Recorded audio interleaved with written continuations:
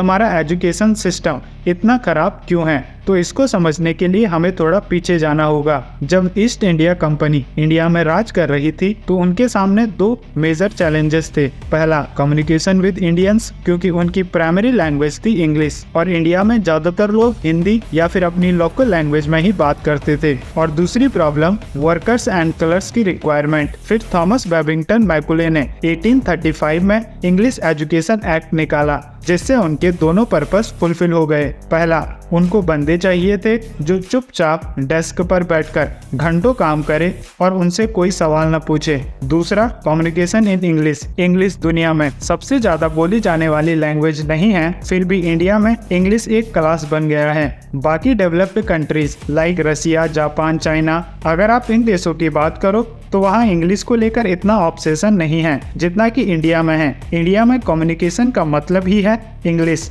English नहीं तो आपकी सारी नॉलेज गोबर। जबकि इंग्लिश ना आने का मतलब है आपको कोई दूसरी लैंग्वेज आती है। लेकिन इतनी इम्पोर्टेंट चीज एजुकेशन सिस्टम, जिस पर पूरे देश का फ्यूचर डिपेंड करता है, वो इतने सालों में भी चेंज नहीं किया गया।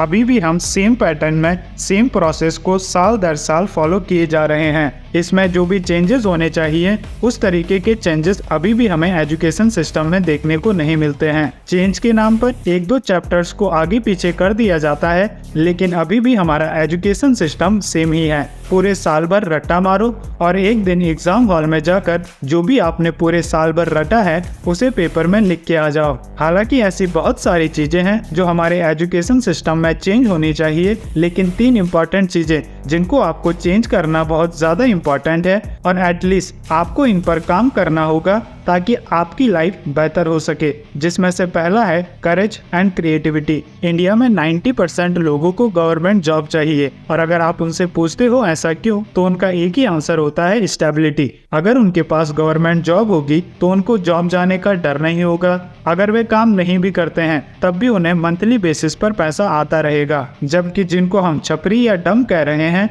उनके अंदर करेज है एक डिफरेंट पाथ चूज करने का। वो अपनी डेली लाइफ में क्रिएटिविटी यूज कर रहे हैं लोगों को एंटरटेन करने के लिए। उनके अंदर करेज है फेल होने का, फिर से नई चीज ट्राई करने का। लेकिन कई बार हम उन्हें 1-2 वीडियोस को देखकर ही जज करने लगते हैं, जबकि उनके चैनल पर आपको 500 और वीडियोस भी मिल जाएंगी जिनमें वे लोगों को एंटरटेन कर रहे हैं, लोगों को वैल्यू प्रोवाइड कर रहे हैं। लेकिन क्योंकि हमारे खुद के अंदर इतना करेज नहीं है, हमारे अंदर इतनी क्रिएटिविटी नहीं है कि हम कुछ अलग कर पाएं, एजुकेशन सिस्टम से हटकर कोई नई चीज ट्राई कर पाएं, तो हम उन्हें डम कह देते हैं ताकि हमें वो चीज करनी ही ना पड़े। लेकिन अगर आप देखते हो लाइफ में वही लोग सक्सेसफुल हुए हैं जिन्होंने एजुकेशन सिस्टम से हटकर कुछ अलग किया है। चाहे हम बात करें विराट कोहली, नरेंद्र मोदी, धीरूभाई अंबानी, इन सब की सक्सेस के पीछे एक चीज नहीं थी, एजुकेशन सिस्टम। इन्होंने खुद की लाइफ से सीखा, प्रैक्टिकली चीजों को करके देखा,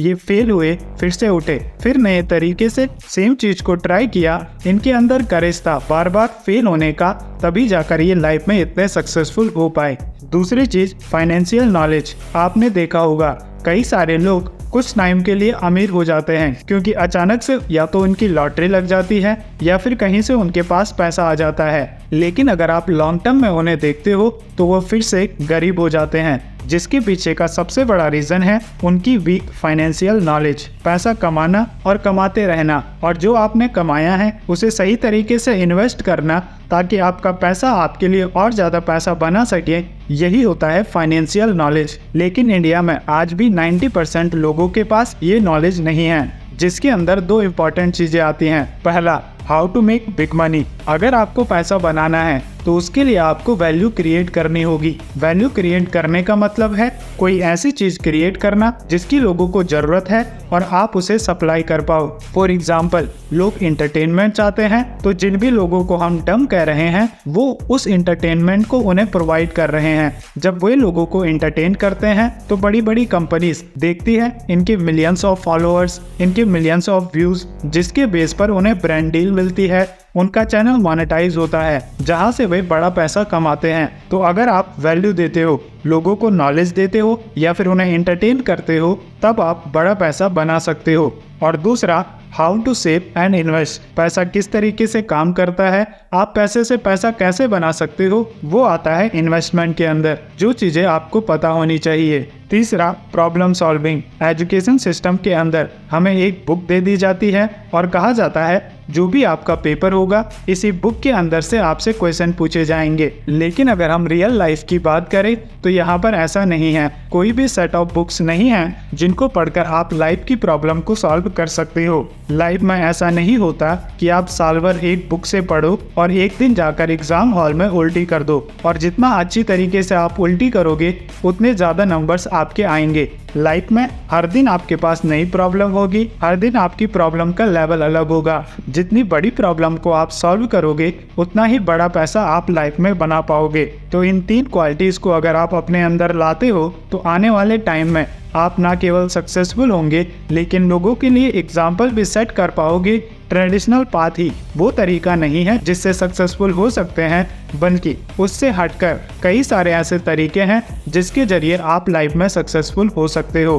तो 2 गलतियां आपको लाइफ में नहीं करनी है। पहला, ब्लाइंडली एजुकेशन सिस्टम को फॉलो नहीं करना है, और दूसरा, इस चैनल को सब्सक्राइब ना करने की, क्योंकि ये चैनल आपकी फाइनेंशियल नॉलेज को इंक्रीज करने में आपकी हेल्प करेगा। इसके अलावा अगर आपको फाइनेंशियल नॉलेज पर और डिटेल में जानना है तो उस पर हम एक वीडियो पहले ही बना चुके हैं, जिसे आप देख सकते हो यहाँ पर टैप करके। मैं मिलूंगा आपको उसी वीडियो में, तब तक के लिए goodbye. Keep learning, keep growing.